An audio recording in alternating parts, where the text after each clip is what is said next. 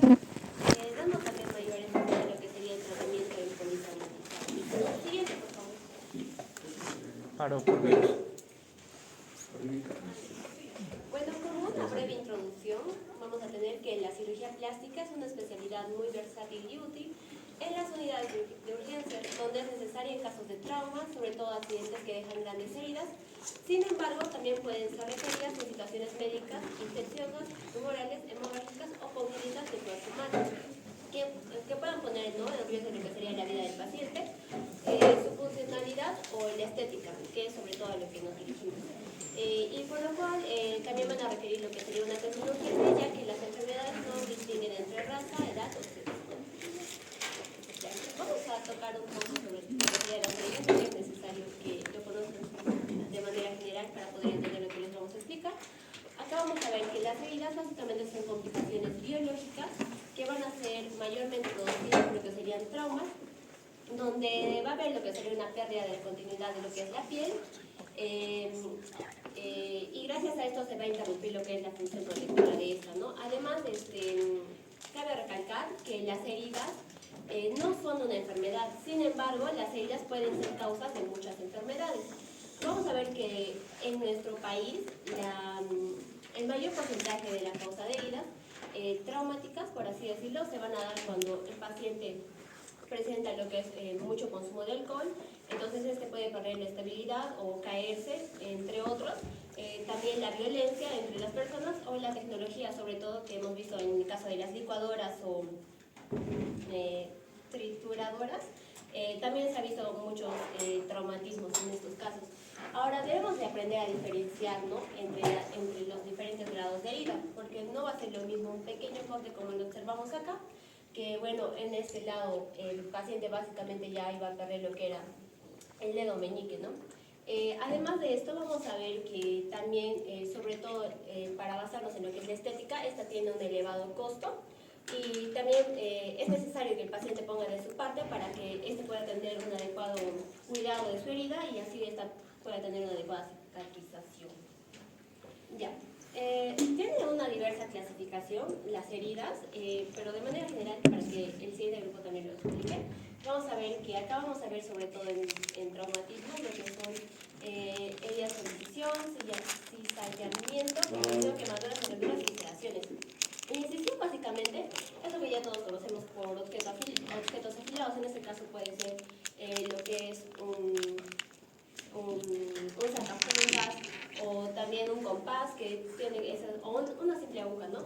El cizallamiento, por otra parte, es la desaceleración de la piel. Puede ser ocasionado por un raspamiento, en este caso el paciente que está manejando moto y puede tener un accidente, entonces al momento de que la piel va a chocar con lo que es el piso y gracias a la velocidad se puede producir un desaceleración. Una contusión, esta se da en el caso de presión o aplastamiento. Generalmente se da en lo que son accidentes laborales con máquinas pesadas. En el caso de las quemaduras, como ya todos lo conocemos, son gracias a fuentes de calor. Las mordeduras pueden ser tanto de humanos como de animales, y bueno, las ulceraciones, ¿no?, que son patologías internas, y esas están correlacionadas con lo que son las dietas altas en fibra.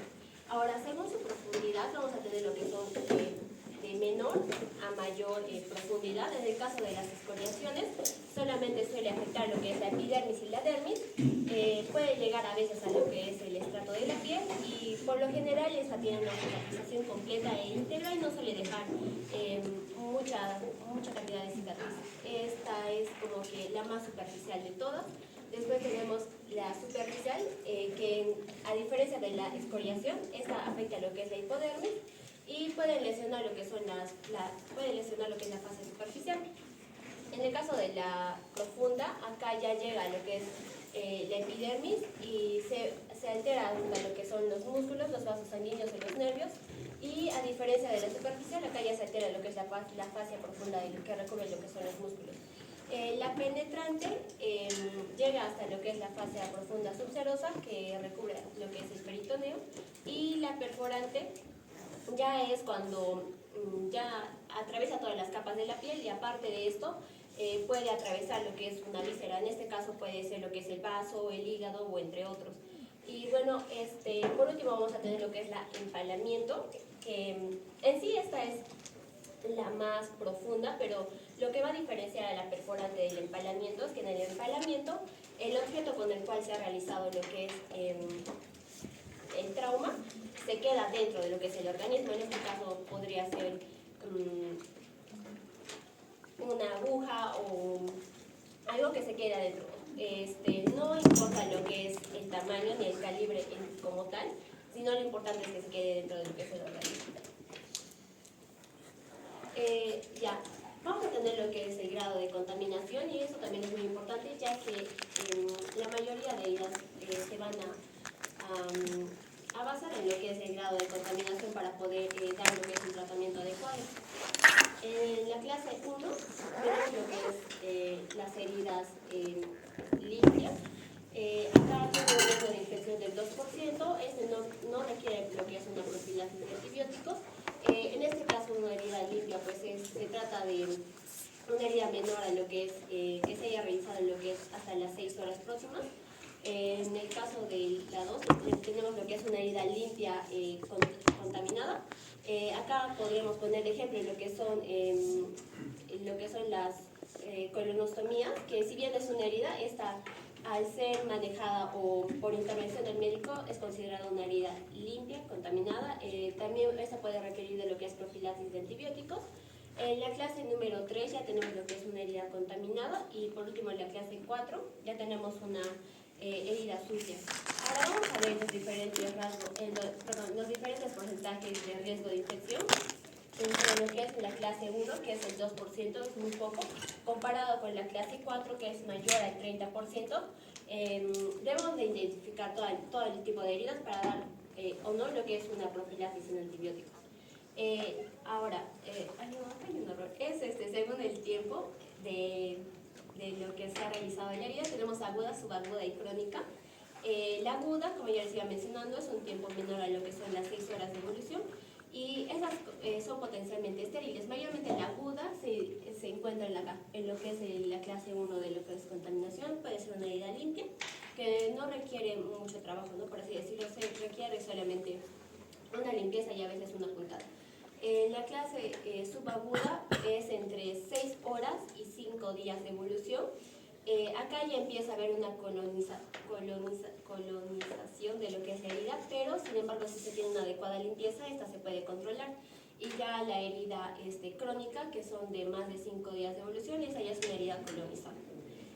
Algo importante también acá es ver que si solamente la herida va a afectar la piel, es una herida simple. En cambio, si afecta la piel más un tejido, en este caso puede ser lo que es el músculo, una víscera, un vaso sanguíneo grande o unos nervios, ya se considera una herida complicada. Ya, ahora, justamente les iba mencionando lo de la contaminación. Ahora, vamos a ver lo que es la cicatrización, también es de otro grupo, pero le voy a decir así a grandes rasgos. Este proceso ya lo conocemos. Primero se da lo que es la hemostasia, después viene lo que es la inflamación, la granulación y la epitelización. Lo normal es que cuando un paciente tiene una herida, lo normal es que esta pueda cicatrizar en lo que son un tiempo menor a 4 semanas. Eso es lo ideal. Pero en el caso de que esta no cicatrice en un tiempo de 4 semanas, ya se considera que puede haber un fracaso en la cicatrización, y puede ser debido a que hay 1 o 2 o más de estos factores. Vamos a tener que puede haber lo que es la hipoxia.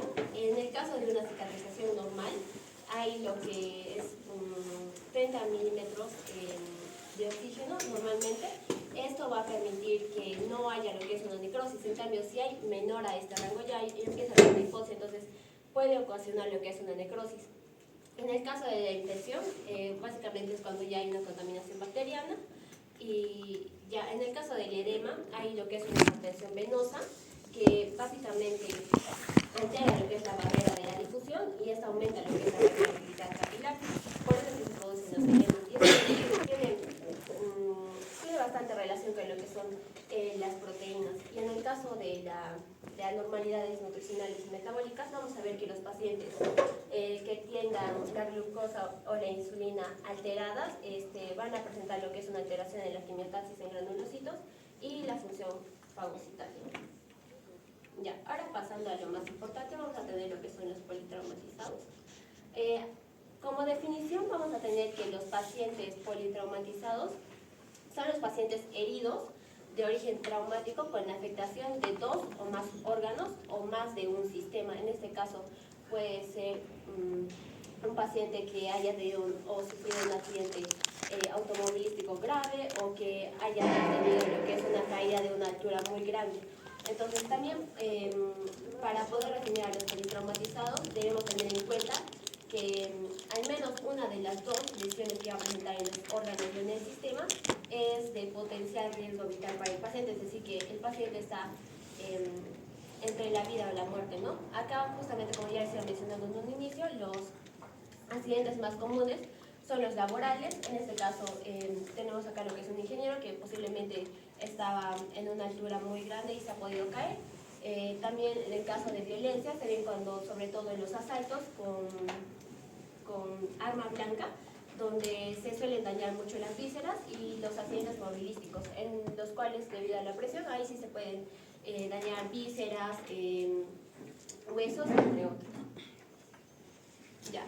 Ahora vamos a tener lo que es la evaluación y tratamiento inicial en urgencias. Acá básicamente es el ABCD que todos ya conocemos.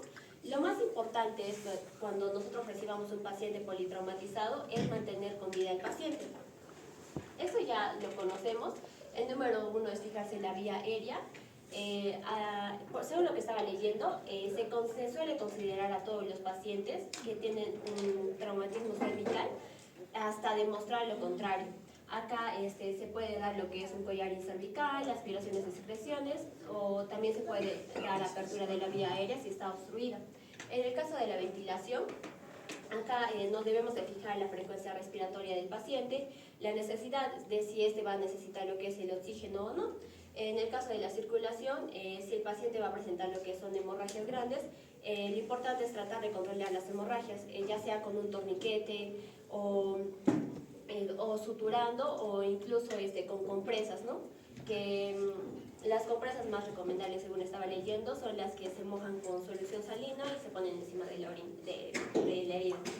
En el caso neurológico ya pues se evalúa básicamente con la escala de Glasgow, y en el caso 5 se da lo que es la exposición. Acá debemos de no solamente fijar al paciente en las zonas que está sangrado, sino tratar de ver realizar un examen físico inspectorio en todas las partes de su cuerpo para ver si aparte de lo que está manifestando ha habido otra herida o otra contusión.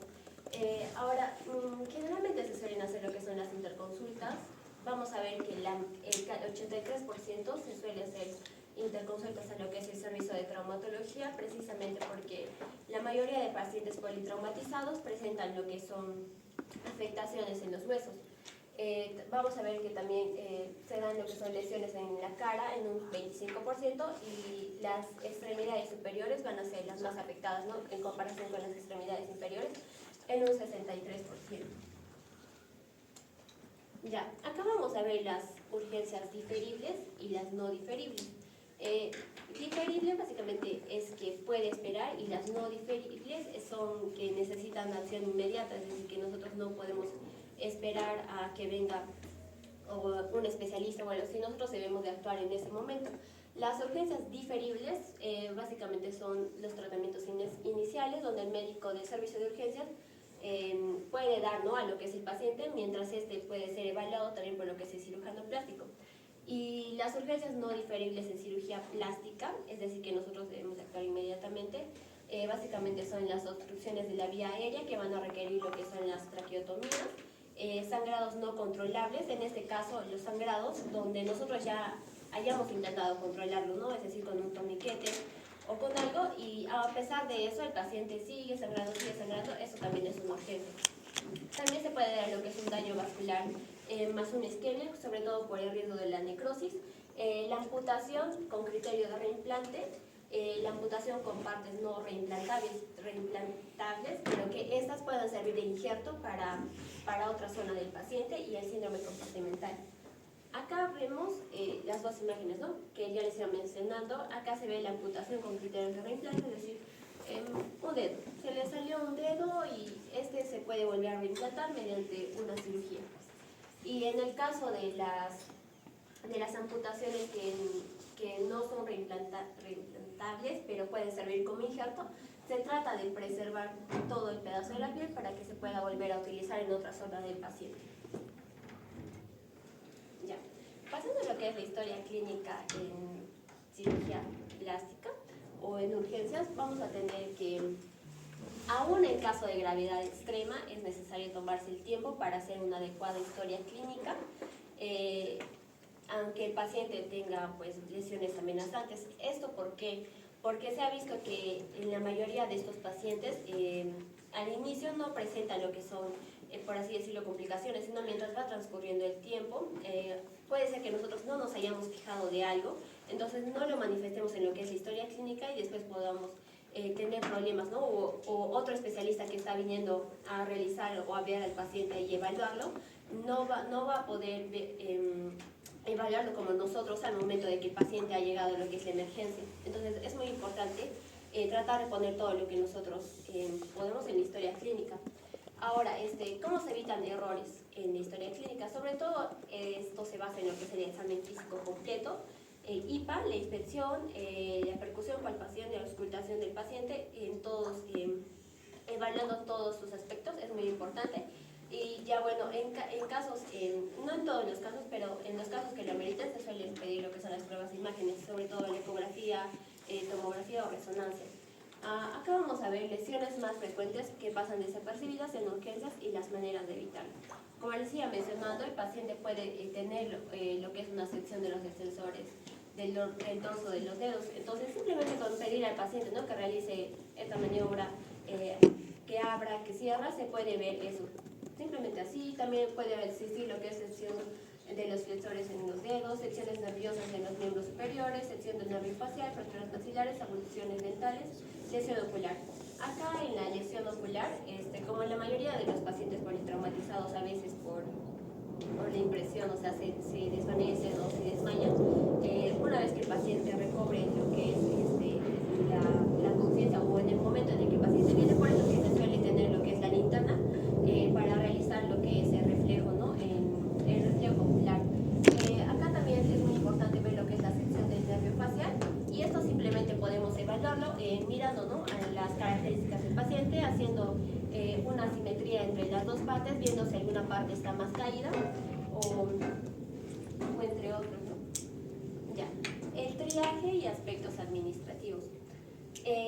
Acá en el triaje básicamente lo que se hace es clasificar, ordenar y solucionar a los pacientes según prioridades, para lo cual nos basamos en lo que es esta tabla de acá, donde hay 5 niveles de tipo de urgencia.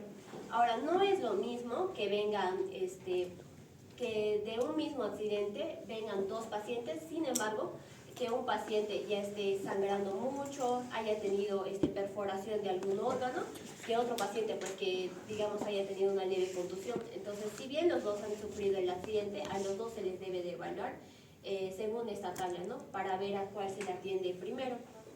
Acá más o menos hay el tiempo de espera. El que ya conocemos es el nivel 1, que es donde hay el riesgo vital inmediato, donde les iba mencionando de los politraumatizados, ellos sí se encuentran en el nivel número 1.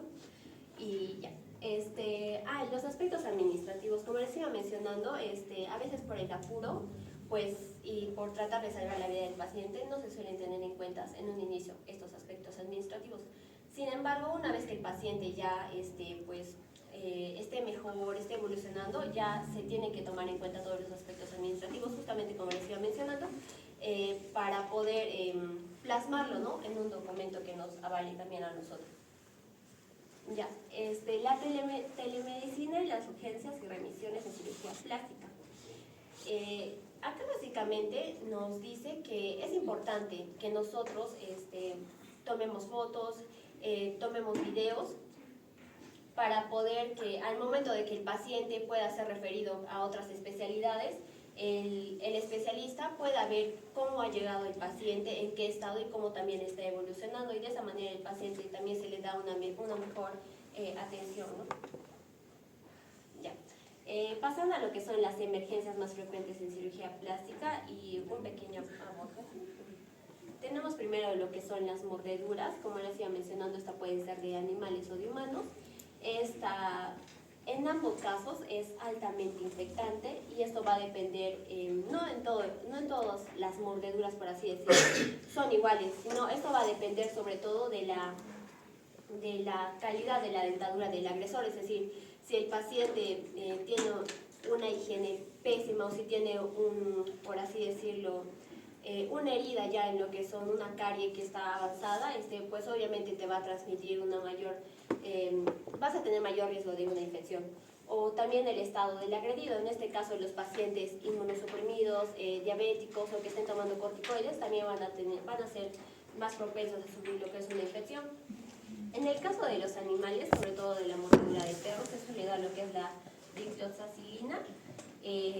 Y acá se recomienda, si no es necesario, no suturar, sino lavar con abundante agua y jabón y con eso esperar a ver la evolución del paciente. En el caso de las mordeduras de humanos, lo primero que se hace es dar amoxicilina más ácido clavulánico 7 días. Sin embargo, esto es en pacientes que no presenten un alto riesgo de infección y en pacientes que ya estén, como les iba mencionando, inmunosuprimidos, con diabetes, entre otros, se le puede optar por lo que es la ampicilina sulbactam o la ceftriaxona también por 7 días.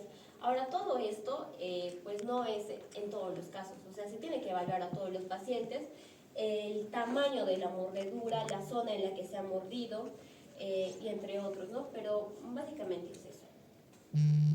Ya, en el caso del aplastamiento, como les iba mencionando, es por un objeto pesado. Generalmente las zonas más afectadas acá son lo que son las extremidades, pero pueden extenderse a lo que es también el dorso o entre otros.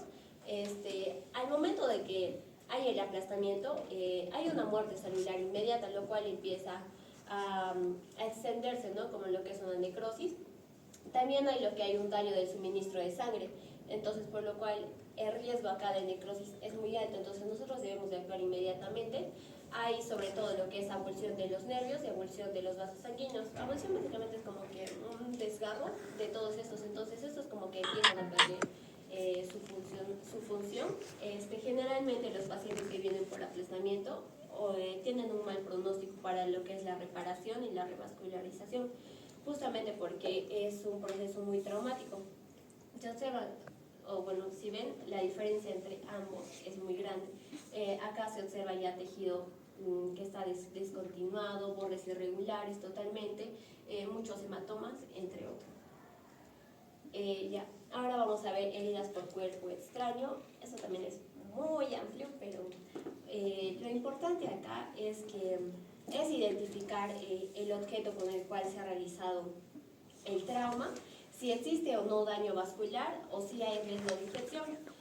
Acá básicamente, o entre todos, se trata de ver la opción de retirar lo que es el objeto, sobre todo si es por arma de fuego, es decir, una bala. Acá se debe de evaluar el proyectil y el tipo de la bala, ya que la bala al momento de ingresar al cuerpo entra y aparentemente por la zona de entrada, pues tiene unos bordes bien definidos y no hay sangrado, pero por la parte donde va a salir la bala, si es que sale, porque hay casos en los que la bala se queda dentro, por la parte de atrás ya es otra cosa, ¿no? O sea, tiene mayor apertura, los bordes son indefinidos y hay mayor sangrado. Acá también es importante evaluar si se ha dañado lo que son órganos blancos, ver la conciencia del paciente y ver si hay movilidad, ¿no? En este caso, si la bala se ha dado en lo que es una extremidad, tratar de inmovilizar a lo que es esa zona en la cual está la bala. Pero básicamente se trata de eso. En caso de que la bala no salga, pues se tiene que sacar sí o sí, porque si no hay alto riesgo de infección. Y en casos de que salga, pues se evalúa si hay traumas enormes. Continuando con la exposición, vamos a hablar de algo muy interesante, muy curioso, que son los golpes con objetos fuertes o sólidos, cualquier objeto con tubos. Imagínense cualquier tipo de objeto, el cual pues va a realizar en este caso la lesión no tanto por su forma, sino más que todo por la velocidad y la fuerza con la cual se va a realizar el impacto. Puede ser un puño, un palo, una piedra, imagínense lo que ustedes quieran, un sartén si quieren. lo que ustedes deseen, chicos. ¿Okay? Lo que van a generar pues, estos objetos es, en primer lugar, pues, ¿no? un hematoma y heridas contusas y dolorosas. Muchas veces puede quedar en un simple hematoma, que vamos a denominar heridas tipo equimosis, que en un ratito les voy a explicar por qué es muy importante y hay que tener cierto cuidado. Pero también pueden generar heridas contusas dolorosas, donde se va a romper el elasticidad de la piel y va a generar justamente pues, ¿no?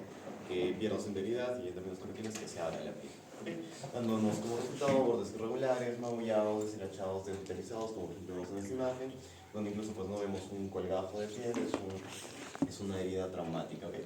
Por ahorita vamos a ver cómo podríamos solucionar esta lesión de acá para dejar la menor cicatriz posible y pues que sea una curación satisfactoria para el paciente. ¿Okay? Lo que les iba a decir de los hematomas es que hay que tener cuidado, chicos, porque si es cierto, uno ve un hematoma, un moretón de equimosis, y dice, ay, el paciente está bien, es una simple contusión, no pasa nada. Hay que tener cuidado porque muchas veces pueden ser reflejos de algún tipo de lesión más profunda, de alguna hemorragia interna, y que pues puede condicionar problemas más adelante, ¿no? Y es eso, ¿no? Ahora vamos a pasar a la siguiente diapositiva. Aquí vemos varias imágenes pues, ¿no? de equimosis, esta es una lesión traumática.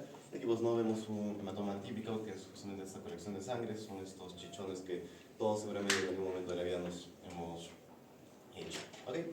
Aquí vemos que ¿no? esta herida es muy parecida y pues aquí les quise poner esta imagen porque es muy importante saber cómo suturar, cómo cerrar estas heridas para que de esta forma pues no le pongamos muchos puntos al paciente, nos quede pues no marcado todos los hilos y pues tengamos una mejor recuperación. ¿Okay? En este caso vamos a ver pues, ¿no? la parte del colgajo y la parte pues, ¿no? del vértice. Hay que tener mucho con esta parte de acá, ¿por qué? Porque es una parte que ya tiene muy poca irrigación, muy poca perfusión, entonces no podemos manipularla mucho. Entonces esta sutura, que se llama punto de esquina, vamos a realizarla por lo que es la parte sana, por así decirla. Vamos a entrar por un lateral y vamos a salir por la dermis. ¿Okay? Vamos a permanecer siempre en la dermis y vamos a coger por ejemplo, lo que sería el colgajo y vamos a dar toda la curvatura, ¿no? Como de U, y vamos a volver a salir por lo que es la dermis. ¿Okay? Esta es una técnica muy buena que nos va a permitir pues, ¿no? la cicatrización y, como ya les dije, ¿no? que cure mejor. Y en los bordes nos vamos a ayudar pues, ¿no? de puntos simples, puntos en guardia griega, puntos térmicos continuos, lo que ustedes deseen, chicos, ¿ok? Y hay un video, no, espérense, antes de esto. Aquí vemos pues lo que sería un hematoma. Hay que tener mucho cuidado con estos hematomas, que son estas colecciones de sangre por los hemorragias internas, porque a veces no se van a resolver por sí solos y necesitan ser drenados. El tema es que si no son drenados, muchas veces podemos, bueno, vamos a tener que referirlos, los nodos de la mayor complejidad, pues porque esta parte de acá va a generar pues, ¿no? un efecto de masa, va a generar una compresión pues, ¿no? de todo lo que es la vasculatura y poco a poco se va a empezar a necrosar. Y lo que se pudo solucionar tranquilamente pues, ¿no? con un bisturí o incluso con una aguja, pues no le vamos a tener que referir a un centro de mayor facilidad para que se le haga una reconstrucción, porque ya pues miren la tremenda escara que se puede llegar a formar encima de la piel. Okay, acá hay un video que es básicamente del punto de esquina, que les está reproduciendo.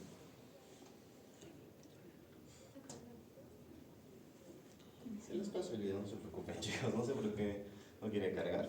Pero básicamente les muestra pues, cómo hacer este punto de esquina para que puedan resolver ese tipo de emergencias con mayor eficacia. Ok, ahora vamos a hablar de algo muy importante que son las quemaduras, que este es un tema muy amplio, también lo voy a exponer más adelante en un grupo, pero es de los principales motivos de consulta. Okay. Recordemos que las quemaduras son las lesiones traumáticas complejas que afectan múltiples sistemas y pueden generar una respuesta inflamatoria sistémica. ¿Okay? Entonces pueden darse por diversos estímulos, como son el calor, sustancias químicas, electricidad, etc. ¿Okay? Y vamos a tener muchas formas de clasificarlas, pues, ¿no? De acuerdo a grados, ¿no? Primer grado, segundo grado, tercer grado, de acuerdo a la extensión, pues, ¿no? Entonces el 5%, entre el 5 y 15%, más del 15%, usando la regla de los 9%. Eso lo vamos a explicar más adelante, no se preocupen. Pero lo que tenemos que saber aquí es cómo actuar, pues, ¿no? Al principio. Lo primero que tenemos que hacer es el ABC, es decir, la preservación de la vida, pues, ¿no? No porque vamos a una quemadura y el paciente no está respirando, vamos a tratar de la quemadura, ¿no? Siempre primero la preservación de la vida, es decir, estabilizar al paciente, luego vamos a continuar con la reposición de líquidos y la analgesia. Esto es muy importante porque en las quemaduras se va a alterar pues, ¿no? lo que es la capa córnea de la piel y esta capa impide pues, ¿no? que perdamos agua por respiración, por así decirlo, por evaporación. Entonces, como se va a ver alterada, vamos a perder muchísima cantidad de agua. Y el objetivo es lograr pues, ¿no? una diuresis de 0.5 a 1 mililitro por kilogramo por hora. ¿Okay? Incluso muchas guías nos recomiendan pues, no ponerle una sonda al paciente para poder contabilizar este fibrosis, que es muy importante. Y por último, la historia clínica cuando el paciente ya está estabilizado, cuando ya tengamos una buena fibrosis, pues, ¿no? Para descartar el trato infantil, regular otros datos de interés, etc. ¿Okay? Esto es en resumen lo que teníamos que hacer rápidamente, porque en sí pues el manejo de las quemaduras es muy extenso, incluso hay, no solo es un ABCs, no hay un ABCX, perdón, ABCDE, hasta la X, Y y Z. ¿Okay? Como ya les dije, lo más importante de las quemaduras es justamente prevenir el shock hipovolémico. Como les había mencionado, pues entonces el tratamiento de las quemaduras desde la A hasta la Z, obviamente no voy a leer todo esto, esto ya es más de los siguientes grupos, pero para que vean que es un manejo bastante meticuloso, que tenemos que tener cuidado. ¿Okay? Vamos a pasar nomás a este cuadro y le puedo para que ustedes lo puedan ver. Más adelante les voy a pasar las diapositivas para que puedan revisar lo que estoy haciendo. ¿Okay? Las quemaduras tenemos que tener en cuenta lo siguiente: hay cirugías urgentes y cirugías que les vamos a referir. ¿Okay? Las cirugías urgentes son las esclerotomías o fasciotomías. Esto más que todo va a ser cuando, producto de una escara, producto de una quemadura, se genera pues, una inflamación, un edema. Esto genera pues, una compresión, un aumento de la presión dentro de la persona, dentro de alguna extremidad, y pues impida que pueda, por ejemplo, respirar, o que genere incluso pues, ¿no? Un síndrome, o que genere incluso un síndrome compartido. Y bueno, son las esclerotomías, que básicamente es retirar pues, una escara que se forma encima de la piel. Las fasciotomías, que es hacer una abertura pues, ¿no? por el lado, para de esta forma liberar la presión. No tenemos cirugías de varios días o semanas, que en este caso pues, ya tenemos cirugías de depilamiento, de cobertura con injertos y todas las de parte reconstructiva. ¿Okay? Ahora, vamos a resumir un poquito todo esto. Vamos a empezar con las secciones de lo que es el miembro superior, que son las más frecuentes en la cirugía plástica. Vamos a tener diversos motivos, ¿no? Sección de tendones extensores y flexores, amputación de la punta del dedo, lesiones nerviosas del brazo, antebrazo, fracturas de la falange, lesiones por aplastamiento, arrancamiento, amputaciones de toda la mano, de todo el dedo, cuerpo extraño humano, infección humana, mordeduras humanas y de animales en la mano, y pues postoperatorias de mano con evolución anormal. ¿Okay? El reimplante, el sangrado no coercivo, es decir, que no sea, y el síndrome compartimental no interrotado, es decir, son patologías que tenemos que tratarlas rápidamente, tenemos que derivarlas a una unidad de cirugía porque pueden generar complicaciones que van a salir más adelante o que van a generar mayores problemas. Si nosotros tenemos síndrome compartimental, por ejemplo, en esta parte del brazo, puede perder todo lo que es el antebrazo y la mano. ¿Okay? Y las elecciones suelen requerir tratamiento antibiótico. Aquí vemos diversos ejemplos, por ejemplo, lesiones por aplastamiento, arrancamiento y pérdida de continuidad, que explicó mi compañera. Y tenemos pues, amputación de dedo o mano para el reimplante. ¿No? Lo ideal es que cuando haya este tipo de amputaciones, es pues, mantener en este caso la parte que ha salido del cuerpo, la parte amputada, en una temperatura de más o menos 4 grados para de esta forma pues, prolongar el tiempo de vida de esta parte del cuerpo. ¿No? Tenemos la sección de tendones, tenemos especialmente podridos cortantes. Y aquí tenemos lo que es la amputación de la punta del dedo. Aquí vamos a ver una clasificación que nos va a dar también lo que tenemos que hacer. Por ejemplo, esta es la clasificación de Allen y Gautham, y nos dice que en la zona 1 básicamente es la punta pues, ¿no? del dedo, de la uña. La zona 2 ya atraviesa el lecho unguial, el resto sud y limita el fenómeno de pico valor. La zona 3 vemos que ya es un poco más profunda, ya pues es donde está terminando lo que es el surco unguial, y la zona 4 que es la zona próxima a la articulación interfalágica. ¿Okay? Y esto también nos va a condicionar mucho lo que es el tratamiento. Aquí un poquito más de lo mismo, vemos diversos ejemplos de cómo se pueden presentar tanto del tipo 1, tipo 2, tipo 3, tipo 4. Vamos a pasar cada uno más. Y aquí vemos pues, la imagen que ya se les ha mostrado hace un instante. Vemos lo que es el dedo, que ha sido amputado, y aquí ya se está haciendo lo que es la cirugía para reconectar justamente este dedo, volverlo a su posición original. Se está fijando y ahora por técnicas de microcirugía se va a revascularizar el dedo para que al final pues, ¿no? de la cirugía de unos cuantos días de evolución pues quede esto. ¿Okay? Ahora, vamos a hablar de lo que es el miembro inferior. Vamos a ver diversas lesiones en esta zona. Pueden ser traumáticas por un golpe, una amputación, una lesión o aplastamiento, pueden ser no traumáticas por causas vasculares infecciosas. Aquí tenemos diversos ejemplos de las traumáticas, las avulsiones, arrancamientos, las amputaciones, rupturas expuestas, etc. ¿no? Y de las no traumáticas tenemos las lesiones por presión, lesiones vasculares, linfedema, celulitis, erisipela y pie diabético. Ahora, aquí vamos a ver de nuevo más imágenes de lo que es una ebullición, arrancamiento de tejidos. Y aquí vamos a ver una ebullición cerrada, que básicamente es la pérdida de esta continuidad de ciertos tejidos, ciertas estructuras, pero que se va a dar por la parte interna, es decir, algo más profundo y que no va a poder ser visto a simple vista. ¿Okay? Ahora tenemos un poquito más de las... Bueno, aquí, perdón, estas son las estructuras, disculpen. Vamos a ver diversas clasificaciones de estructuras expuestas, 3B, 3C, en donde básicamente hay que valorar mucho qué tanta cantidad de tejido se ha perdido para que de esta forma se pueda hacer una buena reconstrucción y pues el paciente quede lo más normal posible. Después de una amputación, lo mismo, ¿no? Valorar qué tanto de tejido se ha perdido si es que es posible volver a reconectar el miembro perdido. Pie diabético es una emergencia, entre comillas, para la cirugía plástica. ¿Por qué? Porque en este caso lo que se intenta es preservar obviamente la vida del paciente, ¿no? Evitar pues, una sepsis y que pierda pues, la menor cantidad de estructura posible. Los diferentes grados, que seguramente los han visto en endocrinología, desde el grado 0 hasta el grado 5, y pues puede tener diversos tipos de lesiones y generar diversos tipos de amputaciones. Continuando con lo que son las lesiones en cabeza y cuello, son la segunda causa de consulta de la cirugía plástica. Y en este caso vamos a tener diversos tipos de heridas informantes, pérdidas de sustancias, de bordes irregulares, etc. ¿Okay? Los principales motivos de consulta en la cirugía plástica en urgencias son heridas complejas en cara, que van a ser con bordes irregulares, pérdida de sustancias, principalmente en la nariz, labios y párpados. ¿Okay? Las fracturas nasales, mandibulares, malarias, maxilares, etc. Lesiones en el conducto de esternón, ahorita vamos a ver un ejemplo. Lesión del nervio facial, avulsiones, mordeduras, infecciones nasales y cáncer abandonado de piel por mucho tiempo. Por ejemplo, esta es una lesión traumática, en la cual pues, vemos que en esta primera imagen pues, está prácticamente la cara destrozada de esta persona. ¿Va?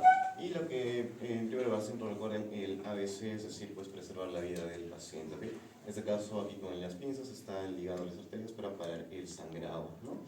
Y a partir de que ya se paró el sangrado, ya se estabilizó el paciente, ya empieza lo que es parte de la cirugía plástica, de la cirugía reconstructiva, en donde primero han cortado la lengua, porque esta lengua, pues, le han cortado y la han tirado hacia un lado porque estaba generando un problema para respirar, la persona no podía respirar porque se estaba tragando su lengua. Y entonces aquí ya empezó la parte reconstructiva y este sería el resultado después de un tiempo. ¿Okay? Continuamos con las secuencias de las cirugías estéticas, que también son bastante comunes. Hoy en día que las cirugías estéticas están creciendo bastante a un paso muy acelerado y las complicaciones de estas cirugías pues, son leves, es el típico dolor, vómito, ¿okay? Un poco de astenia, pero vamos a centrar en lo que son la parte quirúrgica, por así decirlo. Por ejemplo, lo que son pues, ¿no? embolismos grasos, pneumotórax, embolismos pulmonares, sepsis, acidez necrotizante, bueno, no todas son quirúrgicas, pero las que van a poner en mayor riesgo a la vida. Aquí vamos a ver un ejemplo. ¿Va? En este caso, esta paciente se ha hecho una retidoplastía, que básicamente es una cirugía, es un nombre más conocido, pero en donde se va a cortar pues, ¿no? la cara, por así decirlo, toda esa parte y se va a jalar. ¿Okay? Exacto.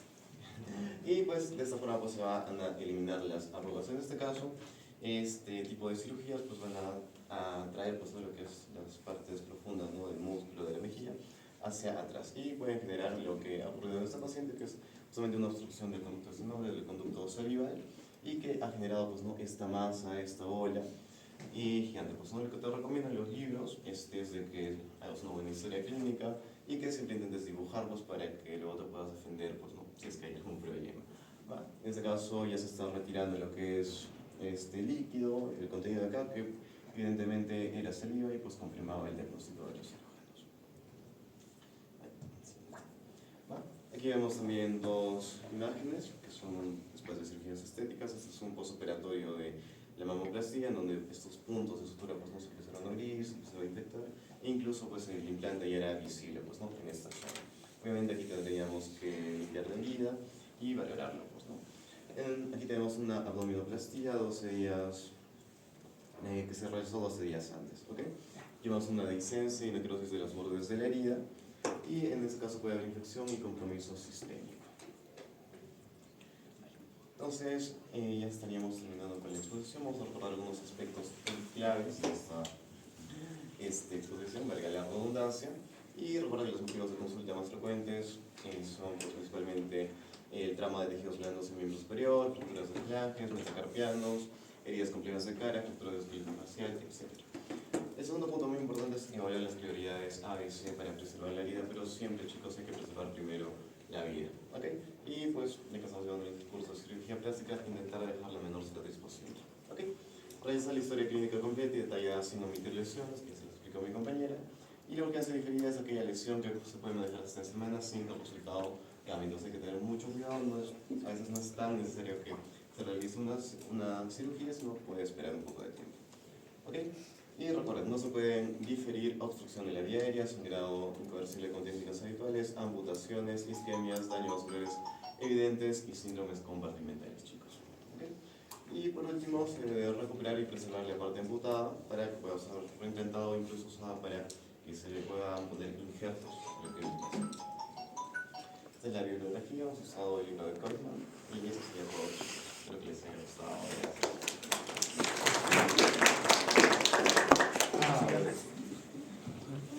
Bueno, a ver, algunas preguntas y algunas aclaraciones. Bueno, algunas pequeñas aclaraciones. Me hubiera gustado que hable sobre porcentajes, por ejemplo, y así has dicho, ¿cuáles son las lesiones más frecuentes? El miembro superior. El miembro superior. Después, ¿con qué? De cara.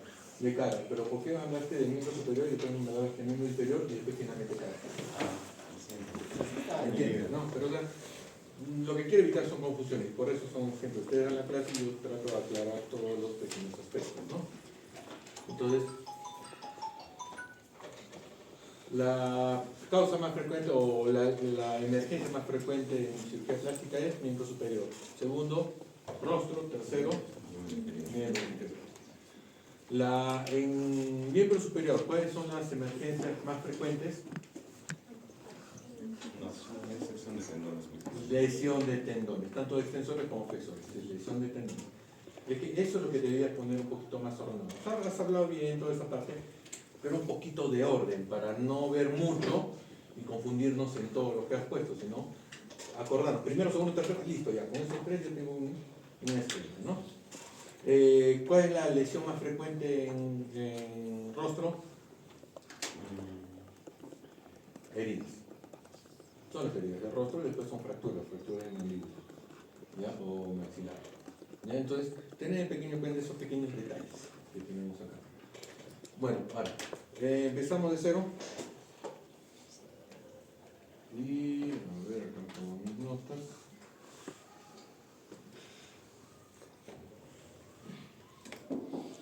Ya, bueno, cuando hemos hablado de todo de emergencias y de emergencias de politraumatizado, me hubiera gustado que se actualicen un poquito más en el famoso ABC.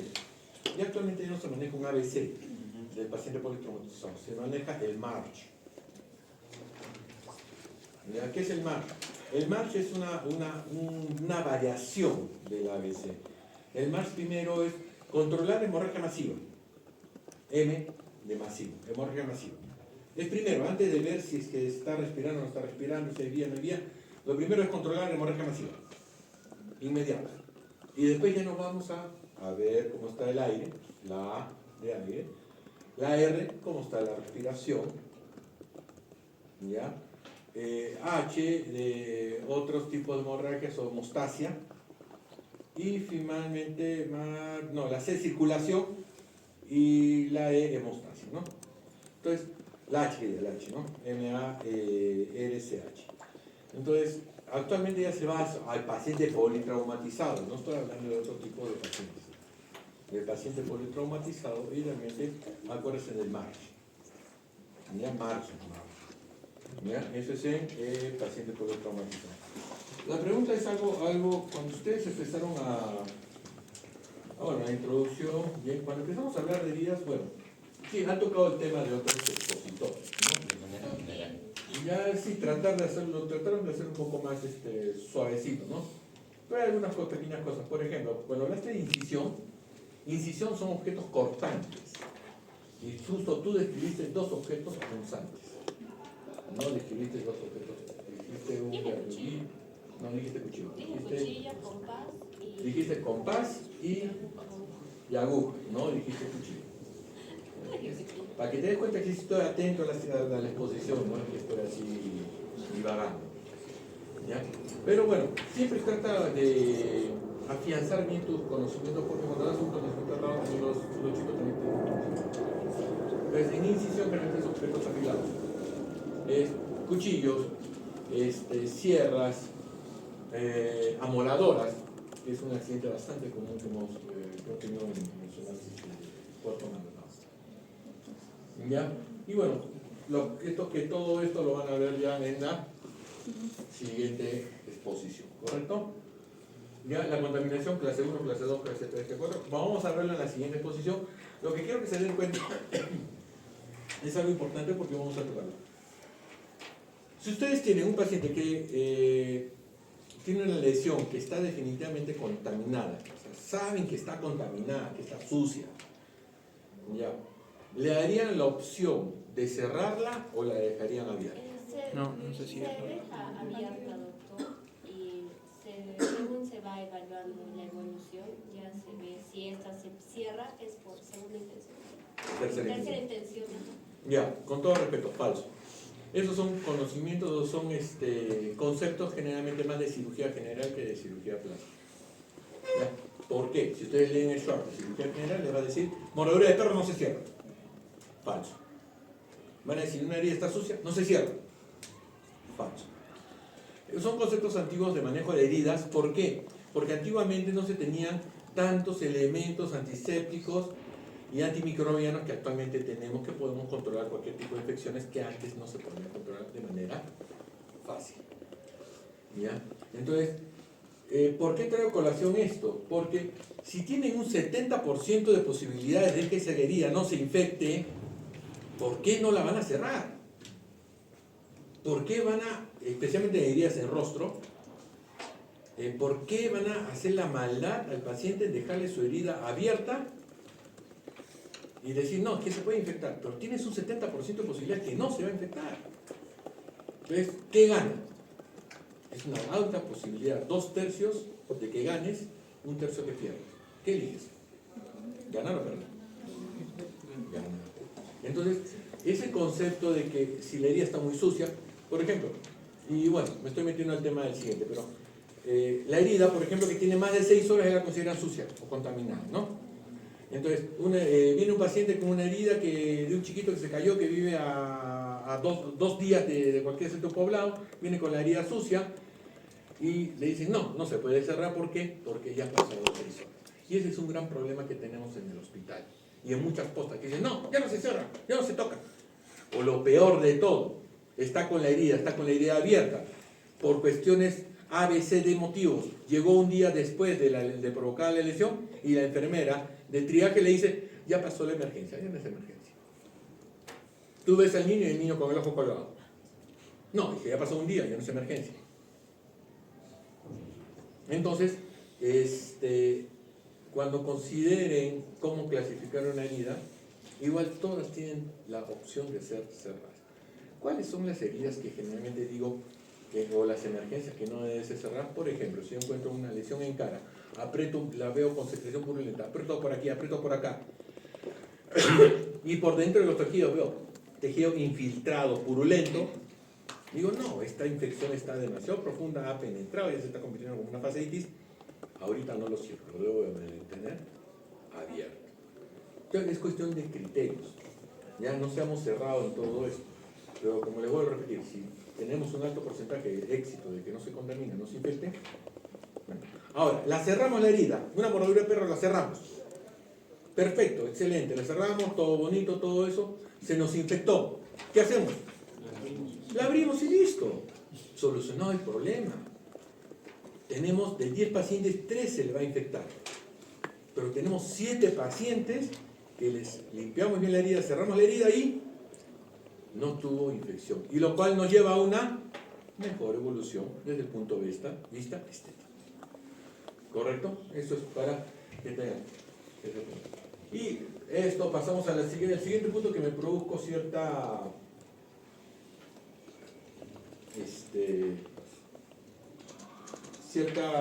duda. Mencionaste, en el exposición mencionado, ¿no?, que según no profundidad sino tiempo de evolución, ya se considera una herida como crónica a partir del 5.º día de evolución, ¿correcto? Acá, mayores de 5 días de evolución. Sí, sí. No. Ah, sí, ¿No? sí, sí. Sí. Ya. Pero en otra parte de tu exposición, consideramos, o no estoy seguro si tu compañero habló, de que cuando se cierra en la cicatrización, cuando hablaste de cicatrización. Cuando hablaste de cicatrización, hablaste que cuando una herida no se cicatriza en 5 días, en 28 días, 4 semanas, 28 días, se considera herida crónica. O es una que te necesita otro. Que hay un fracaso en la cicatrización. Exacto, y por lo tanto es una herida crónica. Entonces, ¿cuál sería nuestra definición de herida crónica? 5 días, 28 días.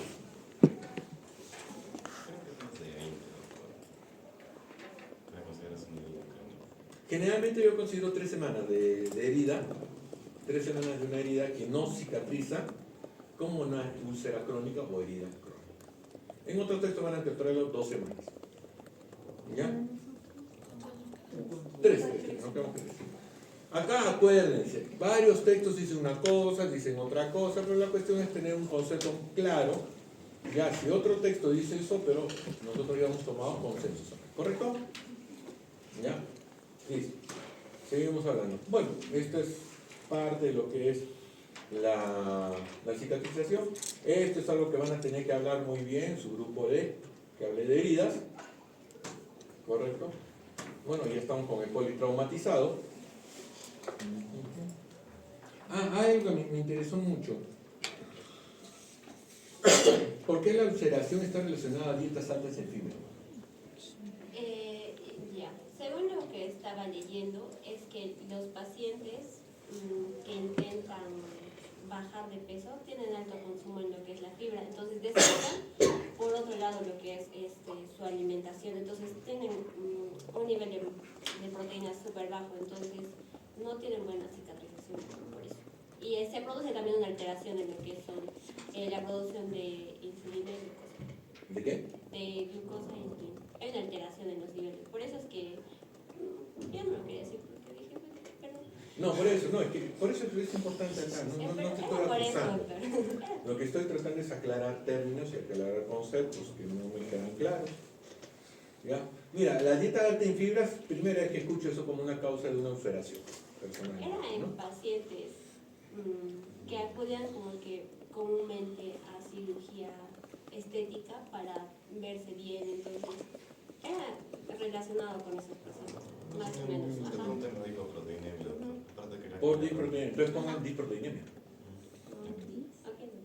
Disproteinemia son alteraciones en su estado de proteinemia, ¿no? De proteína, de cantidad de proteína. Ya seamos más directos, cuando me dice dieta alta en fibras, ¿por qué será? Y tratar de razonarla hasta no me encuentro la razón. Porque me puedo comer yo un bistec y me como bastante ensalada. Es una dieta alta en fibras, pero con bastante carbohidratos y con bastante proteína, y lo cual no es necesariamente una adaptación. Algo también para todos ustedes, y es un punto muy importante. Tienen el mal, en muchos cursos tienen la mala idea, la mala percepción de que si un paciente es diabético, ya de por sí va a tener una mala cicatrización o va a tener tendencia a hacer heridas crónicas. Entonces, eso es total y absolutamente falso también. Un paciente diabético descompensado, sí. O un paciente que ha tenido una diabetes a largo plazo mal controlada. Ese sí es un paciente que puede hacer cicatrización mala. ¿Por qué? Porque las microangiopatías que va a tener a todo nivel. Y por las neuropatías diabéticas que va a tener a todo nivel. Por esos dos grandes factores tienen tendencia a hacerse úlceras crónicas. ¿Ya? Porque no hay irrigación adecuada y no hay una sensibilización adecuada para poder proteger la zona herida. ¿Ya? Bueno, esto ya, no entramos más en heridas, que le vamos a quitar tema a los chicos, ¿ya? Ya. Seguimos con los politraumatizados, ya está bien. Acá ya hemos visto la evaluación, ¿cómo se llama? La evaluación March, ¿ya? Acuérdense de la evaluación March, ¿ya? Entonces, ¿cuál es la primera patología que nos viene a... ¿Cómo se llama? La primera patología de emergencia en cirugía plástica, lesión de qué zonas? Miembro inferior. Luego, cara, rostro. Tercero, el miembro superior, ¿cuál es la patología más común? tendones, Tendón. ¿Y la segunda patología más común? Heridas. Tercero, el miembro inferior, ¿cuál es la patología más común? Fracturas expuestas. El miembro inferior, la lesión más común es fracturas expuestas. Y el miembro en cara es heridas. Ya, entonces continuamos acá, bueno, manejo. Y acá hay un punto muy interesante que me hablaron de amputación. Y no me has tratado el tema de reimplante. Es que eso estoy terminando de exponer más adelante, no les voy a dedicar más temas. No, en ninguna de estas hay reimplantes. En ningún otro tema no puedo hablar de reimplantes. Ya, bueno, hablemos de reimplante. ¿Cuál es el detalle? El detalle es que reimplantes, antiguamente cuando no teníamos la posibilidad de microcirugía, no podíamos hablar de mucho de lo que es reimplantes de miembro. Ya, con una mini cirugía podíamos hablar de reimplantes de miembro superior o miembro inferior. Pero ya con la llegada de la microcirugía ya podemos hablar de implantes de dedos, que es una de las patologías muy comunes, especialmente en zonas de alto trabajo manual. ¿Ya? El gran problema es que tenemos que tener ciertas características para poder decidir en el reimplante o no. Porque se puede dar un síndrome que se llama el síndrome del miembro reimplantado. ¿Ya? ¿Qué es este síndrome del miembro reimplantado? Que cuando hay una sección, hay una desvascularización total de esa extensión, ¿correcto? Al haber una desvascularización, empieza a haber muerte celular. Desde el primer segundo ya empieza a haber muerte celular. ¿Ya? Pero esta muerte celular ya se hace irreversible generalmente a partir de las 6 horas de haber perdido la irrigación. Y esta muerte celular, ¿qué es lo que ocasiona? Lo que ocasiona es que la célula reviente, y cuando revienta, ¿qué también sale al medio ambiente o al medio celular? Todas las citocinas, toxinas y elementos inflamatorios. Entonces, imagínense ustedes que en este salón, que somos parte del miembro del piso 2, morimos. Todos morimos y empezamos a botar todas nuestras toxinas. Digamos así, todos hacemos nuestras deposiciones así por reflejo. Entonces, pero alguien muy osado, después que pasaron 24 horas que cortaron, porque a las 6 horas todavía vamos a encontrar alguna gente viva, pero 24 horas ya no vamos a encontrar a nadie vivo. Pero por tratar de rescatar este salón, abren todas las puertas para que se reconecte con todo el segundo piso. ¿Qué va a pasar con todo el segundo piso? Se va a intoxicar. Va a empezar a apestar no solo este salón, sino todos los salones. Va a llegar el aroma delicioso de lo pútrido de esta zona. Entonces, imagínense también eso lo que puede pasar en el organismo. ¿Ya? ¿Qué es lo que sucede? Sucede que después de 6 horas ya la muerte celular es casi irreversible, pero la cantidad de toxinas también es altísima. Reimplantamos ese miembro y empieza a haber un regreso hacia el cuerpo de todas las toxinas de ese miembro reimplantado, lo cual nos puede llevar a un shock distributivo o shock por toxinas de su propio organismo. Por eso es que se considera como hora límite 6 horas. 6 horas. Cuando se pasan de las 6 horas hay que estar listos, prevenidos, para que el paciente pase a UCI por discapacidad que pueda presentar. ¿Correcto? Y es más que todo por todas las toxinas que está recibiendo de nuestro organismo. Entonces, primero, una condición para un reimplante es 6 horas de amputado. Segundo, ¿cómo conservamos ese miembro? hielo. A ver, si has leído, a ver, sorprende. Cuando ya estamos en un medio intrahospitalario o en un lugar donde podamos conseguir algo de hielo, podemos, lo pongas pues, ¿no? en una gasita, un trapo limpio, húmedo, y que lo pongas pues, ¿no? en una bolsa limpia y con hielo. Pues, ¿no? Con hielo dentro. Con hielo dentro y con un poco de agua. Y el hielo dentro de la bolsita. No, en un recipiente. La bolsita y la cierras, ¿no? Y le pones el hielo. Y algo muy importante. Sí, está bien. Primero, hay que mantenerlo seco. Como dice, una gasita húmeda podría ser para mantener cierta humedad de la zona, pero lo mantienes en seco, la gasita húmeda, y lo sellas. Después de sellado lo pones en un ambiente frío, con hielo, con agua, a 0 grados idealmente, ¿no? De 0 a 4 grados es el hielo con agua, ¿ya? El tener el contacto directo del agua con el miembro amputado lo va a llevar a maceración. El tener el contacto directo con el hielo lo va a llevar a mayor necrosis.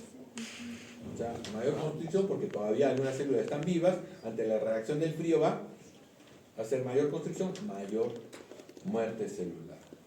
Entonces, acuérdense, si quieren conservar, si alguna de veces por casualidad en su célula humana tener ese problema, una amputación, entonces, primero tiene que ser conservada inmediatamente. Lo cogen, lo pueden hasta lavar con un poquito de agua, su gasita, lo meten en una bolsa y lo meten en una conservadora con hielo. ¿Sí? Doctor, una consulta. A pesar de que esté congelado, el tiempo límite son 6 horas. A pesar de que esté congelado, no debe estar congelado. O sea, a pesar, perdón, Sí, de que está esté frío. en la cadena de Sí, frío. 6 horas. Igual. 6 horas. No, si no mantiene la cadena de frío, el tiempo es mayor, es menor. O sea, con condiciones ópticas es 6 horas. Óptimas son 6 horas. ¿Ya? Pero muchos ya, a pesar de que sea como sea, con lo han conservado, se intenta. Pero si por genialidades dicen, lo meten en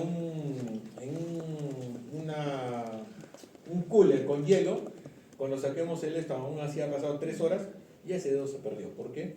Porque ha tenido contacto directo con el frío y se ha necrosado. Peor. ¿Ya? No hay que tener las medidas de prevención. Ahora,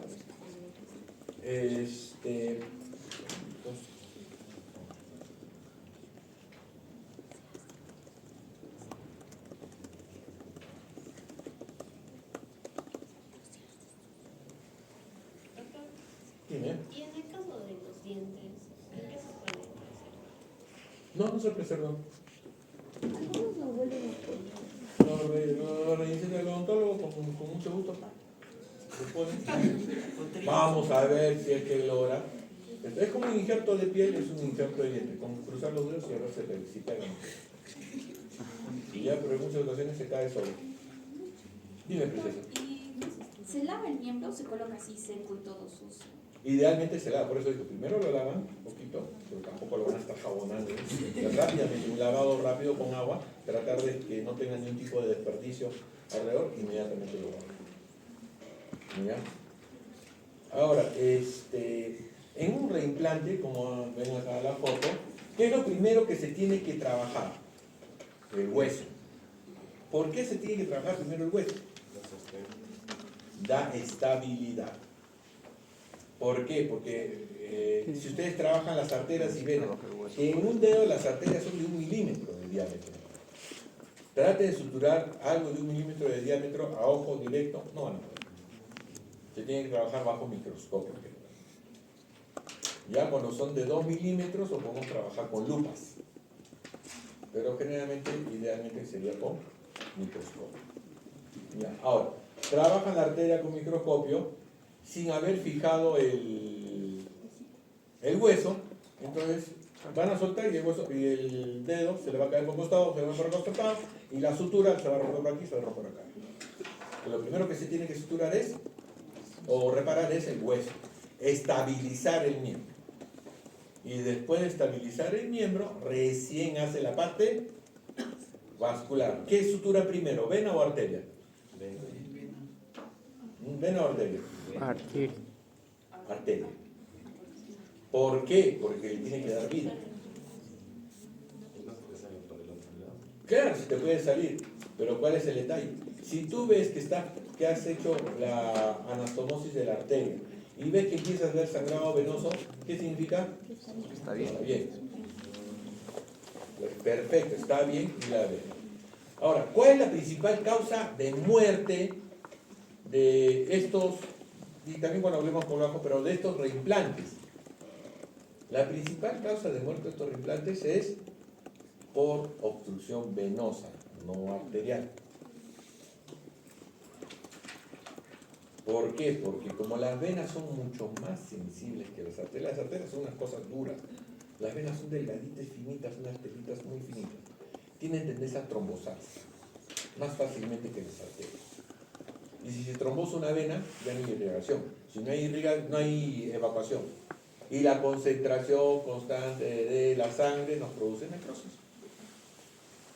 Acuérdense algo muy importante, la sangre es el elemento más irritante que hay fuera del vaso sanguíneo. Es irritante. Fuera del vaso sanguíneo es extremadamente irritante. Las venas producen, al haber contacto de la sangre contra otros elementos que no son vasos sanguíneos, empieza a haber todo un proceso inflamatorio difuso. Y producen inflamación crónica. Eso es lo que se pasa en los úlceras varicosas.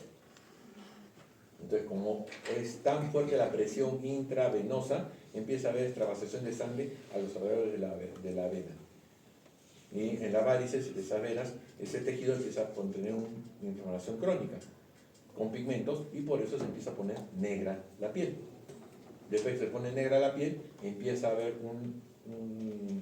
un episodio en el cual por un pequeño trauma o algún tipo de elemento hasta rascado, empieza a formarse una úlcera. Y se forman las úlceras varicosas. Entonces, ¿cuál es el tratamiento de una úlcera varicosa? ¿Curarla? No. Es solucionar su problema de origen, que es el retorno venoso. Pero lastimosamente hay muchos pacientes que no se puede hacer eso y tienen que vivir con sus úlceras crónicas. ¿Ya? Bueno, ese es el tratamiento por cardiovascular, ¿no? Tratar de solucionar por cardiovascular. ¿Correcto? Entonces, ¿qué es lo que se tiene que fijar primero un miembro amputado? Hueso. ¿Qué se trata primero, la vena o la arteria? La arteria, después la vena. ¿Cuál es la principal causa de muerte? Obstrucción Trombosis venosa. Más que la trombosis arterial, trombosis venosa. ¿Ya? Continuamos. Doc, así como se preserva, digamos, por decir, la amputación de un dedo, ¿cuál es el cuidado para la parte que está sana? ¿Solo la tapamos y ya? Sí, lo tapas y limpio. ¿Y el torniquete ese para que no se pierda más Sí, el sangre? torniquete no tiene que ser muy estricto. Mira, tú apriétense, hagan así su dedo, apriétense a los costados, levántenlo y van a ver que su dedo está blanquito. Sueltan y empiezan a sentir cómo fluye la sangre. ¿Ya? Eso es un test de Allen mínimo. Hay un test de Allen para ver circulación sanguínea.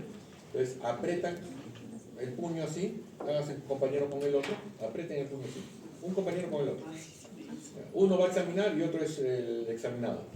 Aprieten fuerte el puño. Ya. El otro compañero le va a apretar la arteria radial con un dedo pulgar y la otra arteria cúbita con el otro dedo. Aprieten. Bien apretadito, Fuerte. no se aprieta. Con tu otra mano. ¿Ya? ¿Ya está apretado? Fuerte y fuerte. Ya. Abran la mano. No deje de apretar. ¿Cómo está la mano? Blanca. Blanca. Suelta el cubital. Solo el cubital. Sigue ¿Cómo se blanco. pone? Todo rojo. Ahí está rotito. Pero Ahora solo hagan estos lo dos. mismo. Hagan de nuevo lo mismo. Apriétale los dos. Apriétame los dos. Suelta el radial. Primero abre, después suelta el radial. Y también van a ver. Lo que es interesante, lo que van a ver cuando sueltan el cubital, cómo se llena de acá, hace esto así. Cuando sueltan el radial, cómo hace esto. Entonces, con una simple presión podemos hacer un control adecuado de la hemorragia. Y no tenemos que hacer un torniquete muy profundo. ¿Ya? Actualmente está casi proscrito hacer torniquete. Casi. No es totalmente proscrito, pero es casi proscrito hacer torniquete. Si tenemos los medios para encontrar solo la vena, la arteria o el elemento que está sangrando, simplemente equiparlo con plan o con compresión digital directa, hacer la hemostasia y no tener que comprometer todos los tejidos con el torniquete. ¿Ya? Ok, avanzamos. Bueno, la historia clínica es para saber qué ha pasado, qué ha sucedido, todo esto, ¿no? Todo lo que ha pasado. Esto es muy interesante, va a ser pregunta del examen, ¿no? ¿Por qué estas lesiones son omitidas? Y principalmente, ¿por qué estas lesiones son omitidas? Porque no sabemos preguntar y no sabemos examinar. Ven un corte de dedo acá. Ah, ya, lo suturan, listo, listo. En ningún momento he dicho, señor, a ver, doble su dedo, estire su dedo. No, se olvidaron por completo. Y eso se debe porque están muy apurados. Están apurados por A, por B o por C están correteando y no, sutura y listo. Ya pasó, sana. Entonces, por eso es que se dan las lesiones de extensores. No se imagina cuántos pacientes me vienen, doctor, tuve un accidente hace 2 meses y no puedo estirar los dedos. Y lastimosamente, lo peor de todo, que como han ido a sus controles con el médico que le suturó, dice, no, eso va a pasar. No se preocupe, señor, eso va a pasar. Haga ejercicio. Le va a pasar, no se preocupe. Un par de meses va a recuperar su función. Pasa un par de meses, están asustados, bien y dicen, ¿qué va a pasar si está el ligamento totalmente seccionado? ¿Se tiene que hacer toda una reconstrucción? Sí, la reconstrucción del ligamento es un poco más compleja. Y se tienen que hacer incisiones mucho más grandes. Ampliar incisiones para poder ver todo el problema. Ya, lesiones nerviosas también en los superiores. Sección del nervio facial bastante común, lesiones pequeñas que pueden haber seccionado parte del nervio y tienen que fijarse en que no es porque esté hinchado que tiene la cara caída, es porque definitivamente ha habido lesión del nervio facial. Ya, fracturas maxilares, avulsiones dentales y bueno, la lesión ocular también he visto varios pacientes que simplemente porque tenían una herida acá, le cosieron, le pusieron su parche. Y después de 7 días, cuando le han quitado el parche, tenían una gran laceración pericordial. Entonces, aprendan a examinar y aprendan a preguntar, por favor. Pregunten. No se queden, no, si le preguntan qué roche, no. Pregunten. ¿Correcto? Bueno, esto sí, una forma muy interesante, cómo manejar una emergencia y tener una emergencia, para poder decir especialmente en estados de guerra. Y si hay, y arriba normalmente el nivel 0, que es negro, ¿qué significa? Que está muerto, no hay mucho caso. Realmente tú tienes que evaluar, en estados de guerra tienes que evaluar. En estados de emergencia, de gran cantidad de heridos, tú tienes que evaluar. ¿Vive, no vive? ¿O vive? ¿Puede esperar? No hay mucho que hacer.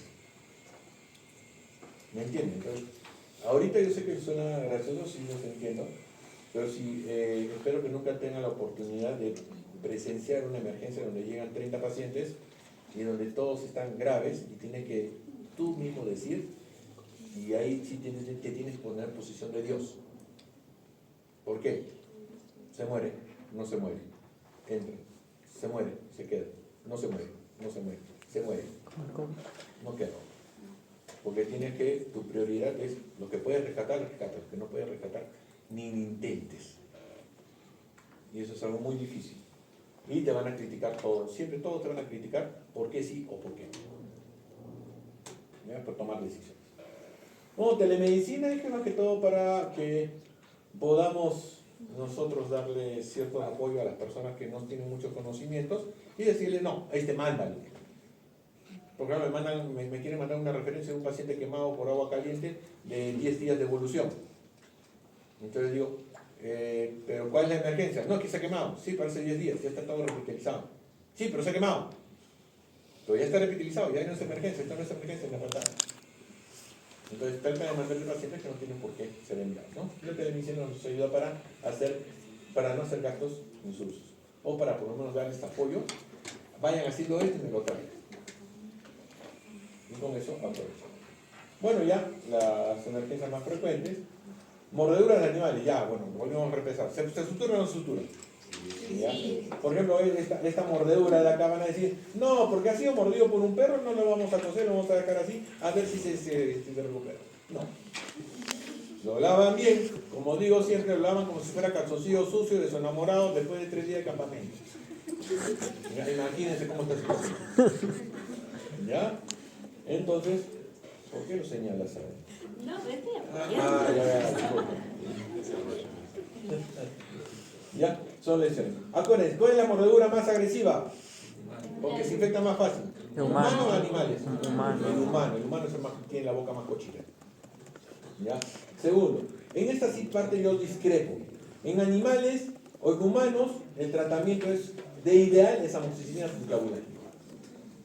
En animales y en humanos, mordedura de animales, mordedura, el tratamiento ideal clavulánico, si es alérgico a la amoxicilina, perfecto, ampicilina subactam. ¿ah? O sulfametacilina o ceftriaxona. ¿Correcto? Ya no sé si la No, dicloxacilina no. Mira, personalmente nunca me gustó la dicloxacilina principalmente por la dosificación. ¿Cada cuánto tiempo se toma la dicloxacilina? Cada 6 horas.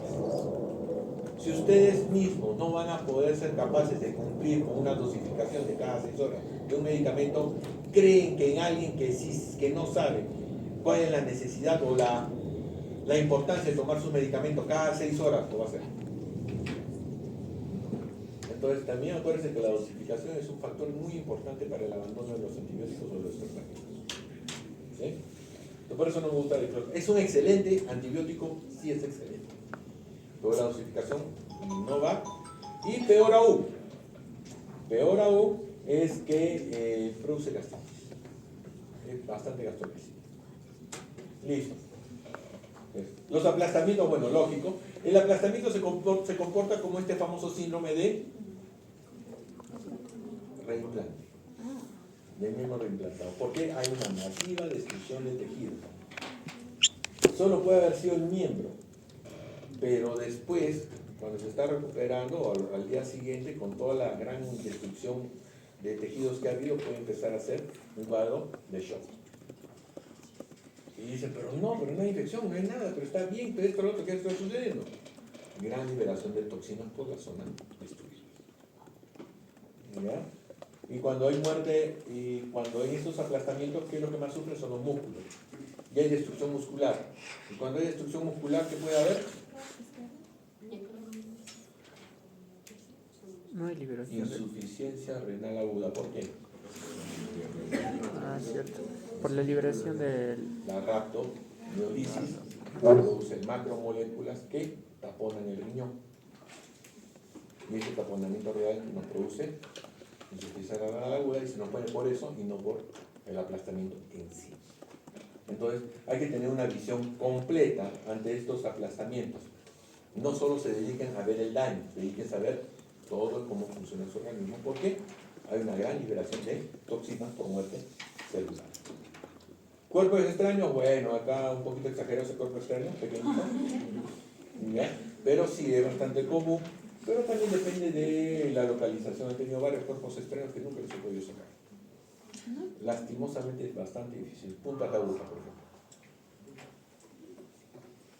Y bueno, ahí sí tendríamos que utilizar el fluoroscopio para poder localizar y tratar de retirar. Pero sin fluoroscopio es rarísimo que podamos encontrar. Había un caso donde el doctor mencionó que la bala no podían encontrarla y seguía en el cuerpo. Sí, pero en una tomografía y listo, la encuentras. No. O sea, la encuentras, sabes dónde está, pero cuando vas a explorar, Ya no está. ya no la encuentras. Por eso cuando van a sacar balas, cuando van a sacar algún tipo de elemento cuerpo extraño metálico, tiene que ser con apoyo fluoroscópico. O sea, idealmente siempre tiene que ser con apoyo fluoroscópico para poder determinar la localización exacta. Lastimosamente esos cuerpos extraños, cuando el músculo se mueve, también el cuerpo extraño puede movilizarse y salir de la localización que lo teníamos. Doctor, ¿siempre se saca una bala o la podemos dejar ahí? Se puede dejar, Cuando el paciente- sin mayor problema. Se puede dejar, pero hay que ver la localización y qué daño está puede ocasionar, ¿no? Y ver si qué es más peligroso, sacarla o dejarla. ¿Ya? Entonces eso es algo muy importante para decirle a sus pacientes, porque muchos pacientes dicen, mi familia tiene la bala adentro, ¿cómo son inconscientes? ¿Por qué no le sacan la bala? Estos médicos son unos desgraciados. Y cuando le dices, pero señor, si se come la bala puede quedar paralítico. ¿Ah, no? ¿Para qué quiere sacarle la bala, desgraciado? Entonces, sí, lastimosamente la ignorancia hace mucho daño a un buen tratamiento. Ustedes tienen que tener sus conceptos claros de lo que tienen que hacer y por qué lo hacen para poder imponerse a unos caprichos en muchos pacientes. Doc, y si no se saca la bala, ¿cómo lidian con...? Bueno, yo leí que es más peligroso no tanto la bala en sí, sino lo que contiene dentro del cuerpo, o sea, la pólvora, supongo, todo lo que No, el tiene. detalle es que la bala también, a pesar de tener una O sea, si revienta. jala gérmenes. Pero si controlas la infección, controlas todo el problema, y la bala sigue ahí, y te das cuenta que no molesta a nadie, y no lo molesta al paciente tampoco, ¿para qué la vas a sacar? Si es que está cerca, digamos, está cerca a la arteria ilíaca, está una bala acá, la arteria ilíaca. Por tratar de sacar la bala, corres el riesgo de lesionar la arteria ilíaca. Y el paciente ya ha tenido esa bala 5 años. Pero por ahí se toma una placa y dice, está cerca de la... No me la quiero sacar porque tengo miedo que me pase algo malo. Bien, yo le digo al paciente, mira, si te lesionamos la arteria, te vamos a tener que amputar la pierna y bueno, eso es tu riesgo. ¿Qué prefieres, tener la bala ahí o no?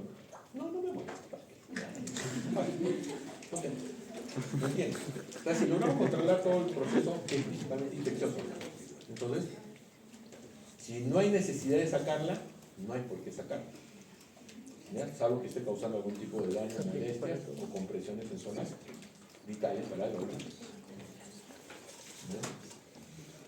Golpes fuertes, por ejemplo acá, ¿no? Un hecho dice, ya se golpeó el ojo, listo, acá drenar el hematoma, ¿no? Cortar y drenar el hematoma. Y dice, ya listo, señor, voy a su casa, pero ni se percataron de examinarle, ve bien o bien cómo está el ojo, hay una molestia. Segundo, ya le sacaron esto y no se da en la molestia en tomarle una práctica de rayos X, ¿por qué? Porque hay una fractura de rama superior o de cigomático por el golpe. Entonces, esos son nuestros principales errores cuando diagnosticamos emergencias, ¿no?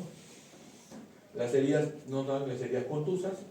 Este más que todo me parece un aplastamiento. La herida de acá de la mano es un aplastamiento. Generalmente esto se da para cuando hay algo que aplasta acá y va jalando. Cuando son heridas contusas, hay más irritación a nivel periférico, ¿no? Pero bueno, se puede dar. No se imaginan la cantidad de tipos de heridas que hemos tenido y las formas más inverosímiles de tenerlo. Pero esto sí característica de las heridas, pero esto ya lo van a ver en el siguiente grupo, bordes irregulares, magullados, deshilachados, desvitalizados. Los bordes. ¿Ya? Pero si te das cuenta, acá los bordes no van a estar desvitalizados. ¿Ya?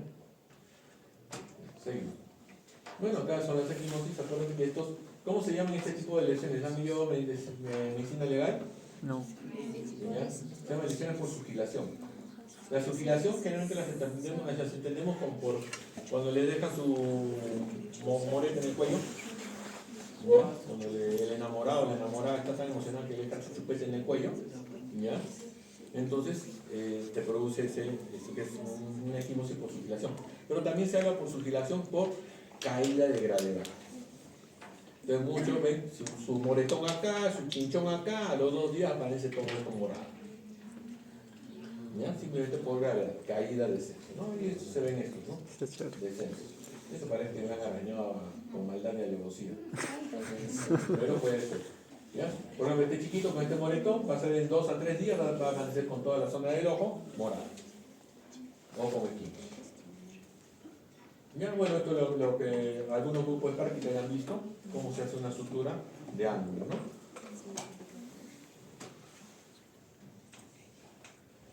Listo. Esto es algo muy interesante que mencionó su compañero, que es el hematoma. Si ustedes se acuerdan, se han escuchado de las úlceras por decúbito, que los que van a ver heridas también tienen que hablar de úlceras por decúbito. Las úlceras por decúbito se originan ¿por qué? Porque están en una sola posición y especialmente en una zona de prominencia ósea, ¿correcto? Pero eso no es el problema único, ¿no? No es que la compresión de la zona de apoyo esté haciendo sobre la piel, sino es la compresión también que está haciendo el hueso sobre la parte profunda del tejido. Entonces hay un doble daño. El doble daño es de adentro hacia afuera y de afuera hacia adentro. Por eso es que, si es que han visto en medicina interna, principalmente los pacientes postrados, tienen un huequito así chiquitito de úlcera de decúbito, pero por dentro es toda una caverna. ¿Por qué? Porque también el daño de adentro hacia afuera ha sido más fuerte que el daño de afuera. ¿Ya? Entonces, ¿qué es lo que sucede en los hematomas? En los hematomas sucede que la presión de la arteria o del sangrado es tan intenso que empieza a bloquear ¿qué arterias? ¿O qué red capilar? ¿Qué red arterial? Superficial y profunda de la piel. Al comprimirlo demasiado produce isquemia de esa zona. Con producir isquemia produce necrosis, se produce la cara, tenemos que hacer una cirugía reconstructiva. Y ven acá, ¿no? Este es un ejemplo muy bonito que me ha gustado ver esto. Es ver la cantidad de sangre que es como brea que se es. Por ejemplo, esta lesión pudo haber sido menor posiblemente si es que la atendían a tiempo y hubieran drenado el hematoma a tiempo y hubiera sido más pequeña. De que había lesión y había lesión, pero hubiera sido más pequeña. Entonces, un mito muy común es cuando ven unos grandes hematomas y dicen, no, eso va a pasar. Eso se va a resolver. No, investiguen o miren, y si hay mucha fluctuancia o mucho tejido reblandeciente, entonces con una hojita número 18 clavan, aspiran y ven si es que hay hematoma. Y en muchas ocasiones logran extraer lo suficiente de hematoma para no producir necrosis de la piel. Porque después el paciente va a venir en 2 semanas a 3 semanas, doctor, ¿por qué va a salir esta mancha negra? Y después tenemos que hacer injertos de piel y muchas cosas, ¿no? ¿Correcto? El video, a ver, algún día saldrá, vamos a ver. Con fe. Vamos a ver, con fe. Ya perdí la fe. Sí, yo también.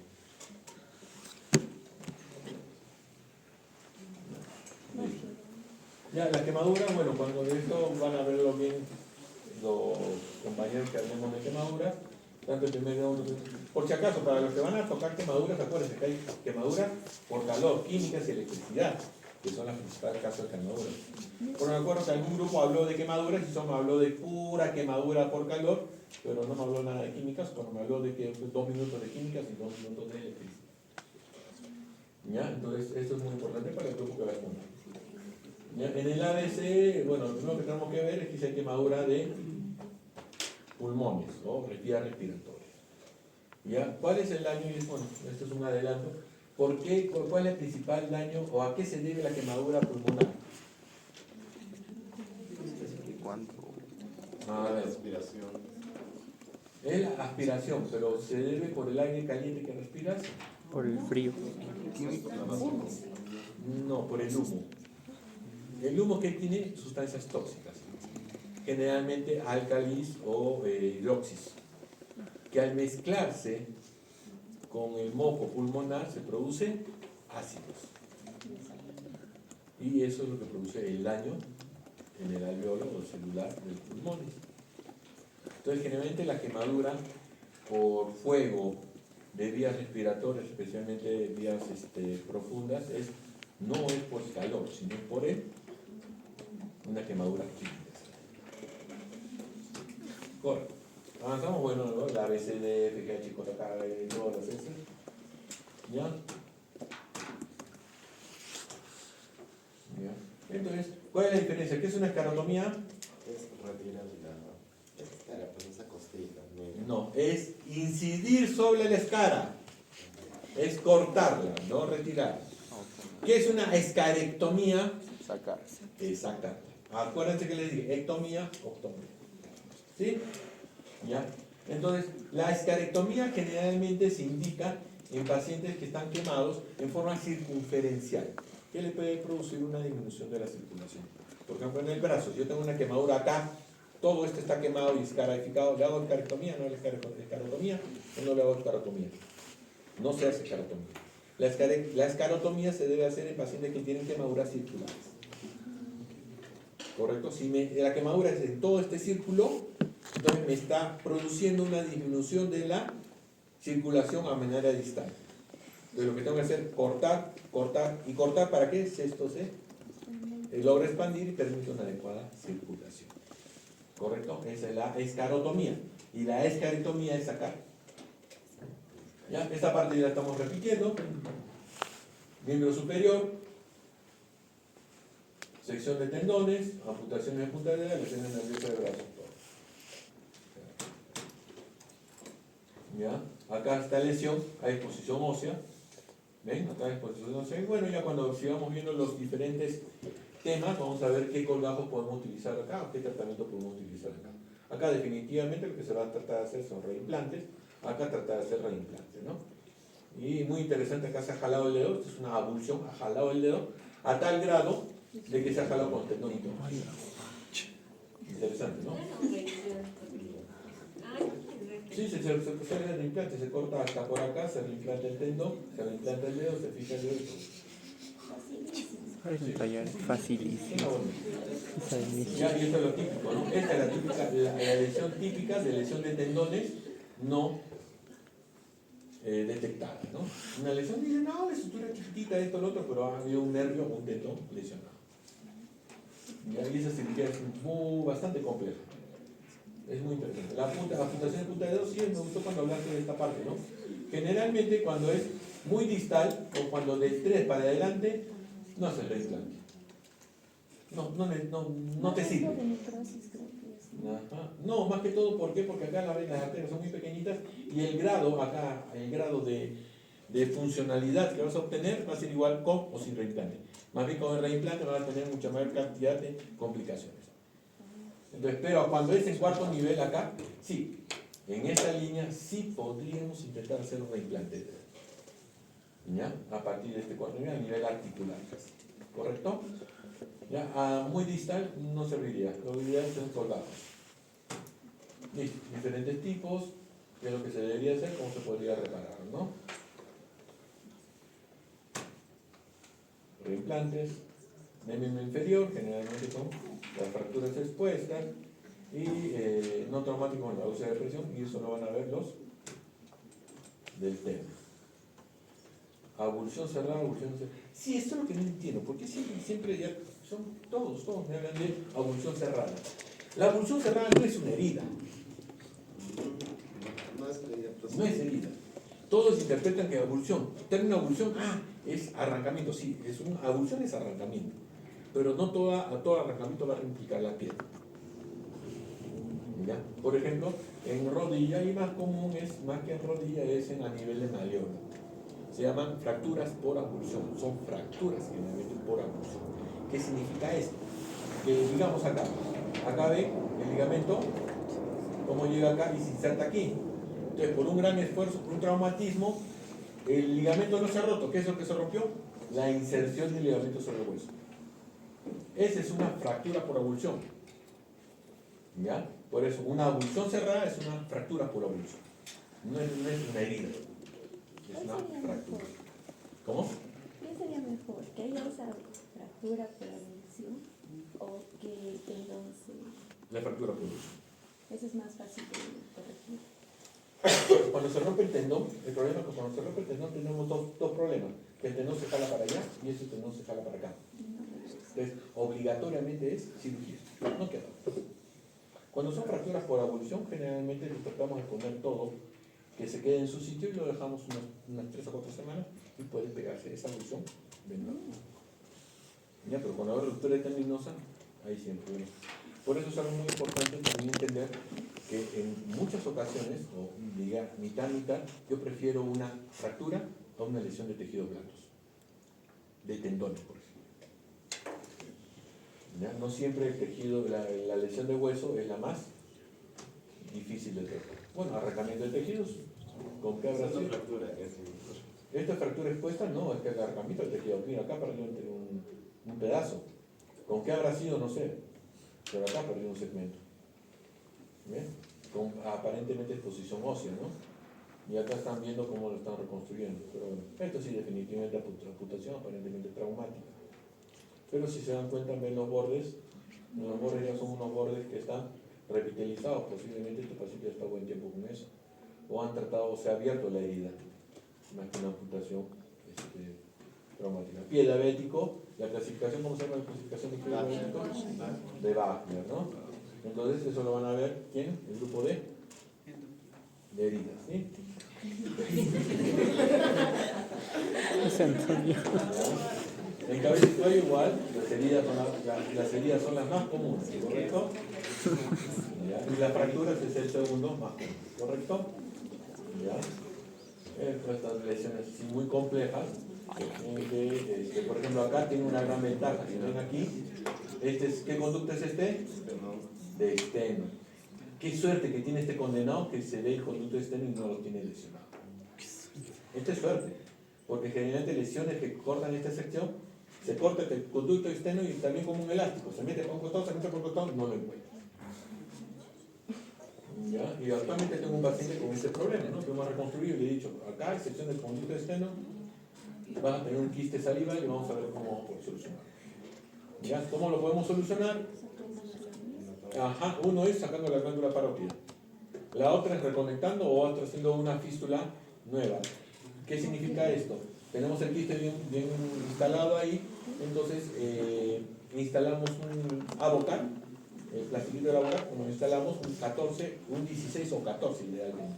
Lo instalamos en la zona de la mejilla, conectamos. Entonces va a empezar a drenar el líquido o la saliva a través del Avocat instalado. Y lo dejamos una semana, si es posible hasta 2 semanas, que resiste los tejidos, y generalmente al quinto o séptimo día empieza ya a formarse un trayecto fistuloso. Que al retirarlo el 10º día hay una alta posibilidad, alta, considero un 50%, que es ya bastante para todo lo que de que esa fístula se haga ya más permeable y se convierta en un pseudo conducto externo. Y logramos vencer el problema del quiste salival, ¿no? Si no nos queda eso, es tratar de reconectarlo, pero en tratar de reconectarlo también tenemos 50% de que no se logra. Entonces, una paredectomía ideal, pero en manos expertas, ¿para qué? Para que no produzca una parálisis facial. También otra forma es cerrar bien ese conducto, tratar de encontrar el conducto externo proximal, cerrarlo, ligarlo bien, y eso va a producir una parotiditis. ¿Ya? Y esa parotiditis nos produce una atrofia de la parótida y sin problema quirúrgico, sin hacer cirugía, cortamos la producción de saliva. Pero es doloroso, molestoso y fastidioso, ¿no? Correcto. Después de la cirugía, esto sí, es muy interesante. El peor drama para un cirujano plástico es que se complique una cirugía estética. Es lo más estresante. Si se complica un traumatismo, bueno, tenía sus razones. Si se complica un corte o algún otro tipo de lesión, una quemadura, tenía sus posibilidades. Pero que se te complique una cirugía estética, a pesar de que, ¿qué porcentaje tiene de infectarse una herida limpia? 2%. A pesar de tener un 2% de que se puede infectar, o sea, sí se te puede suceder. Pero ese es el más grande drama que puede tener un cirujano plástico. La infección de una herida que no debió haberse infectado. O la infección de un injerto que no debió haberse infectado. Ya como lo que han visto el absceso glúteo, ¿no? Que con un injerto graso, ya pues, bueno, lastimosamente fue hecho en un consultorio, bajo medidas no muy adecuadas, por una persona que conocía algo de salud, pero no profesional de salud. Muchos factores caen pero el caso, ¿no?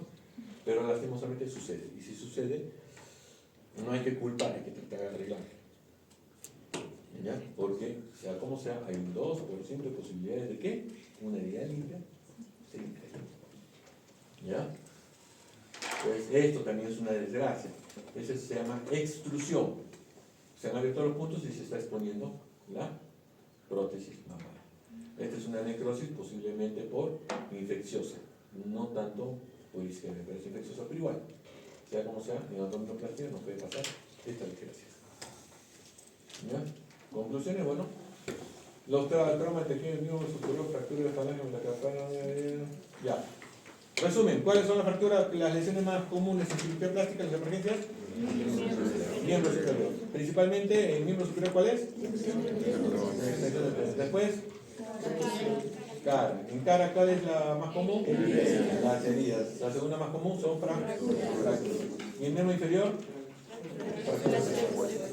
¿Correcto? ¿Ya? ¿Evaluar prioridades ABC? No, el march. ¿Correcto? Una historia clínica y detallada, eso es muy importante. Hoy día casi lo vota a mi interno del... No lo voté, pero... Lo voto de la visita médica, ¿por qué? Porque no conocía al paciente. Le dije, ¿conoce al paciente? Sí, doctor, sí, lo conozco. A ver, ya, su nombre. Ya, Soralí. Ya, perfecto, Soralí. ¿Segundo nombre? ¿Tiene hijos? ¿Es casada? ¿Tiene hijos? ¿Es casada? No, es soltera. Pero tiene hijos. Entonces, ya, a ver, ¿cómo están sus heridas? ¿Están bien, doctor? ¿Están bien? No te he preguntado si están bien o están mal. Escríbeme, ¿cómo están? Sí hay un poco de secreción. ¿En cuál de las dos? ¿Izquierda o derecha? En la izquierda. Purulenta, no purulenta. Serosa. Alvear, purulenta, por la izquierda, no por la derecha. La izquierda está cerrada. Entonces, ante toda la evidencia, casi sale volando por la derecha. ¿Ya? Lastimosamente yo ya no soy tan agresivo como antes porque sí que borrar. Pero le he dicho, si quieres usar mandil, puedes ponerte a vender papas. ¿Qué vas a usar? ¿Ya? Pues aprenden bien de sus pacientes, porque su paciente va a hacer su libro. Entonces, cada paciente que ustedes toquen desde su externado o internado, tienen que entender, tienen que leer, tienen que adelantarse a su asistente. ¿Qué tiene el paciente? ¿Tiene esto, tiene pasó esto? Doctor, ¿podríamos intentar dar terapia antibiótica? Porque he leído que en esta revista ha dicho que este tipo de efecto puede ser este germen, etcétera. Yo me quedo, oye, miércoles. Entonces, y personalmente yo como decido interno, la mejor satisfacción que uno puede tener para sentirse un interno, ¿verdad? Un futuro médico, ¿verdad? Es ganarle a tu asistente. He leído tal cosa, y dice esto. ¿Es verdad, doctor? Digo, mira, pues me ganaste. No leí. ¿Me entienden? Entonces, usted tiene que dar un paso atrás. Ya cuando sean asistentes, cuando estén viejos, todo eso, ya échense tranquilos y que todo el mundo te traiga información. Pero ahorita no están en ese etapa, están ustedes en ser los motivadores de una mejor educación para ustedes mismos y también para sus profesionales. Ya, finalmente. Yo siempre digo esto a todos, si ustedes están en una posta médica, ¿ya? Y solo cuentan con nylon 2 ceros, grueso, y seda 3 ceros, y tienen una lesión en el rostro, ¿ya? ¿Se dedican a suturarlo bonito o lo derivan? Idealmente lo que tendrían que hacer, si es posible, poner 1 o 2 puntos de contención, solo para que la herida no se abra más. El aguante y deriven.